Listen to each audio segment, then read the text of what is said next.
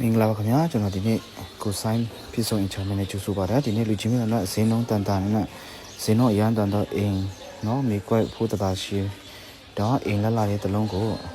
အယောင်မစပြတာလိုပါတယ်ခင်ဗျာတို့ကတော့ပေ30 60ပေါ့နော်ဆိုင်ခန်းနဲ့ပါမယ်ခင်ဗျာအိမ်ထဲဝင်လဲနဲ့ကျွန်တော်တို့ကျွန်းတကားကြီးတက်စင်ထားတော့နော်ကားပါကင်လဲကျဲပါတယ်ခင်ဗျာကျွန်တော်ကျွန်းတကားကြီးမျက်နှာချက်တွေကျွေပြလဲကျွန်တော်အပြည့်ခင်းထားပါနော်တို့ကတော့အခန်း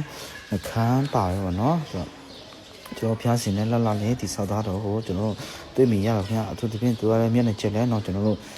3D ပုံစံနဲ့ဒီဆောက်ထားတော့ကိုကျွန်တော်တွေ့မိရတော့ခင်ဗျာပြီးတော့ကျွန်တော်မိဖို့ချောင်းထဲဝင်လိုက်တယ်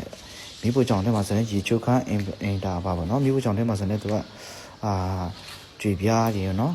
ဒီတက်လာပါဆိုတော့ဒီဆောက်ထားပါနော်မိသားစုတစုကောင်းမွန်စွာနေလို့ရတဲ့အိမ်လေးဖြစ်ပါတယ်။ပန်ရှင်ကိုစဲ25တိန်းကိုမှအလျှော့တင်းရှိပါတယ်ခင်ဗျာ။အကယ်၍လူကြီးမင်းတို့စိတ်ဝင်စားပါကအသေးစိတ်မြင်မြန်ပြီးလာရောက်ကြည့်ရှုလေ့လာနိုင်